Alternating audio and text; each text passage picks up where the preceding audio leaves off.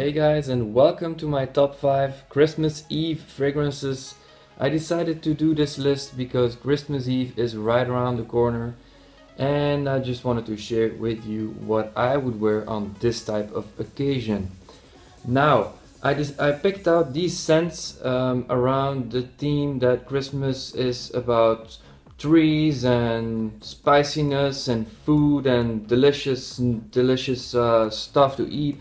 So, a lot of these fragrances include woody type of notes and sweet and edible things, and it just suits that type of occasion. So, my number 5 is from the house of L'Occitane. It's a woody aromatic fragrance, and of course the name itself, Eau de Vetiver, says a lot. It includes notes of bergamot, lemon, nutmeg, gaiac wood, vetiver, cedar and leather. Now, I do not really get a lot of leather in this. This is mostly nutmeg, vetiver and cedar. And that's okay. It's a quite simple fragrance, and it's really sharp, although very classy and well-rounded. And it suits the pine trees and stuff like that you imagine in winter time. A very nice fragrance. It smells very natural to me. I don't know what the experts would say about this, but definitely worth checking out on number 5, Eau de Vetiver by L'Occitane. Moving on to number 4. This is a fragrance from the house of Yves Saint Laurent, and it came out in '95.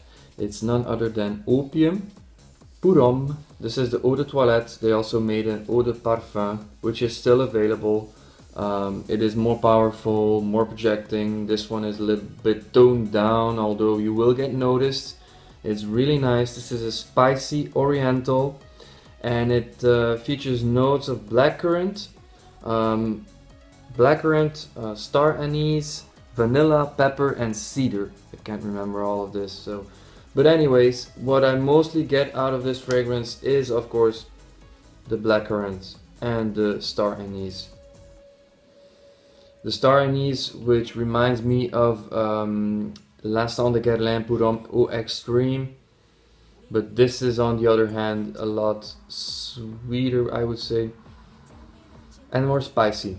So, really nice fragrance for this occasion. To me personally, I think I might pull this off. I don't know, we'll see about that.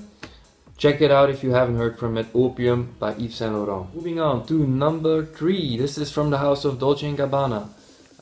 It came out in 2008 and I bought this in 2009. This is actually the first bottle I have of this and it's almost empty.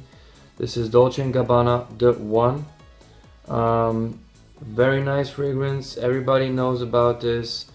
It smells amazing, but there's only one downside with this. You have to overspray or refresh yourself in the next couple of hours, because it doesn't really last all that long. But some people have good performance with it, and I spray it on clothes, so that helps with the longevity. Very well blended, very smooth, very classy, and it's really popular. People like this a lot, and it is a spicy oriental fragrance. It includes notes of amber, tobacco, citrus, but mostly I would say it's amber and tobacco. It's sweet, although it's not overpowering. It is really inoffensive, like I said, and people really love this. Check it out if you haven't heard of it. Number 3, Dolce & Gabbana The One. Alright guys, moving on to number 2. This is a special one. I just got this a couple of weeks ago, and it's not really easy to find. Most department stores won't have this. You will have to look a little bit to find this. But it is a very special and very nice fragrance. It is from the house of Amouage. It's called Jubilation 25 for men. They also have a female version. This is of course an Oriental Fougère, and it's very complex. It's really complicated, although it's really simple too in a way. It's hard to describe. It's really pleasant, and although it's complex, you get a little bit of everything. And I will read out a couple of the notes that are listed. It says blackcurrant, cinnamon, honey, rose, guaiac wood, orchid, patchouli, and the list goes on. It has a lot of stuff in there, or they say it has a lot of stuff in there. What I mostly get is a sweet yet fresh scent, and it's really elegant and classy. This is something you can pull off on every formal occasion on which you want to make a good impression. It's really nice, and it's one of a kind. I haven't smelled this on anyone else. You will be very unique wearing this. It is of course quite pricey, but you might find a good deal of this online. You can buy a decant or a sample, whatever. Check it out if you haven't heard of it. This is Jubilation 25 by Amouage. Now, the moment of truth. This is one. This is the one. Well, it's not the one, but this is a fragrance that I wear the most on Christmas Eve, and so I'm not sure what's going to happen this year. I might go with number 2. I might go with number 4. I'm not sure at this moment, but this is the one that I've been wearing the most during the last couple of Christmas Eves.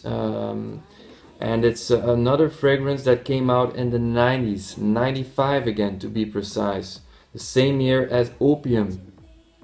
Now this is a woody aromatic fragrance, and it features notes of cedar, sandalwood, mint, vanilla, musk, apple, lavender, excuse me. But mostly when I smell this, it reminds me of cedar and mint.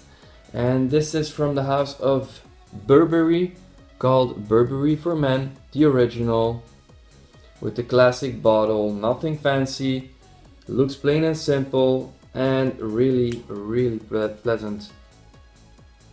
If you haven't heard of it, you just go check it out. I hope you still find it, because some of the department stores ran out of this.